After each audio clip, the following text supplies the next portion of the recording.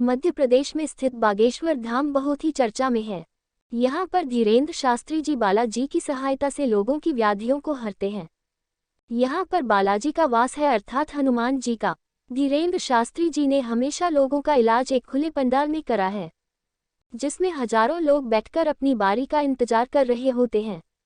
इनके यहाँ आने वाले लोग ज्यादातर सनातनी या हिंदू हैं, पर वह किसी गैर हिंदू को भी आने के लिए मना नहीं करते। वो सभी का स्वागत करते हैं।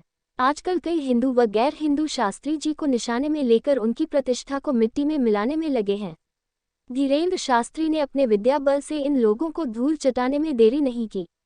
इन्होंने आदिवासी इलाके में जाकर उन लोगों को दोबारा से हिंदू धर्म की शपथ दिलाई जो हिंदू से ईसाई बन गए थे।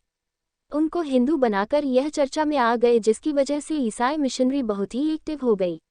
वे इनको किसी न किसी मामले में फंसाने की धृष्टता कर रहे हैं।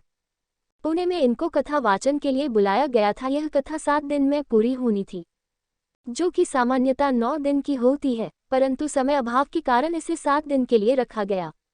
उसके बाद दूसरे राज्य में कथा का दिन निर्धारित था। पुणे में ईसाई मिशनरी इनके विरुद्ध हो गई और एक साजिश के तहत लोगों को गुमराह करने और तंत्र मंत्र में उलझाकर लोगों का इलाज करने का आरोप लगाकर आनन फानन में धीरेन्द्र शास्त्री जी के विरुद्ध पुलिस रिपोर्ट की गई। यह पुलिस रिपोर्ट पुणे में की गई। कुछ वामपंथी लोग भी धर्मेंद्र शास्त्री जी के विरुद्ध हो गए, क्योंकि शास्त्री जी सीधा सीधा बोल देते हैं कि हमारा तो सनातन धर्म है और हम उन हिंदुओं को वापस लाएंगे जो गलतफहमी की वजह से दूसरे धर्म को स्वीकार कर चुके हैं। यह कई सारे चैलेंज स्वीकार करके उस परीक्षा में पास भी हो चुके हैं। मीडिया में भी इन्होंने खुलेआम सीधी सीधी बात कही है कि वह तो हिंदू हैं, वह किसी पीड़ित व्यक्ति की सहायता कर रहे हैं, तो इसमें गलत क्या है। हमारे देश में झाड़ फूंक की प्रथा बहुत पुरानी रही है। आज भी घरों में छोटे बच्चों की नज़र उसकी माँ अपने तरीके से झाड़ती है और बच्चा ठीक भी हो जाता है।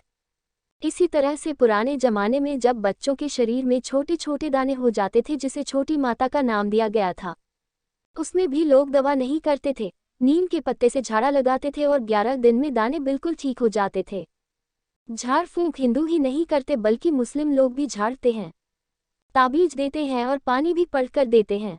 ईसाई धर्म में भी पानी पिलाया जाता है और झाड़ने के नाम पर कुछ आयतें बोली जाती हैं।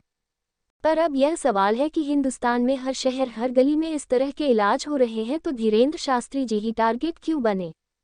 वीरेंद्र शास्त्री जी कहते हैं कि मैं किसी का कोई इलाज नहीं कर रहा, मैं तो बालाजी से प्रार्थना करता हूं और बालाजी आकर अपनी शक्ति से भक्तों का इलाज कर देते हैं।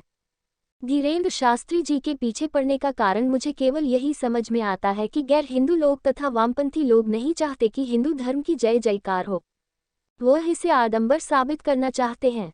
धीरेन्द्र शास्त्री जी को बदनाम करने के लिए उन्हें बाहर से फंड मिल रहा है। विदेशी संस्थाएं की ईसाई मिशनरियों के द्वारा फंड मिल रहा है।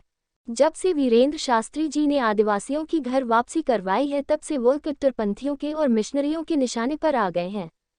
धीरेन्द्र शास्त्री जी का कहना है कि वह इलाज के नाम पर कोई पैसा नहीं ले रहे हैं।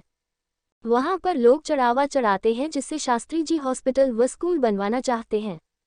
आज तक किसी भी व्यक्ति का ऐसा स्टेटमेंट नहीं आया जो कह रहा हो कि वीरेंद्र शास्त्री जी ने उनसे पैसे लिए हैं, क्योंकि वह साफ साफ कहते हैं कि मैं कुछ पैसा नहीं लेता, सारा इलाज फ्री है। भविष्य के बारे में तो कुछ नहीं कहा जा सकता, परंतु आज देवेंद्र शास्त्री जैसे लोगों की हिंदुस्तान में बहुत ही जरूरत है। वीडियो देखने के लिए धन्यवाद। कृपया लाइक, शेयर और सब्सक्राइब करें। दूसरे धर्म में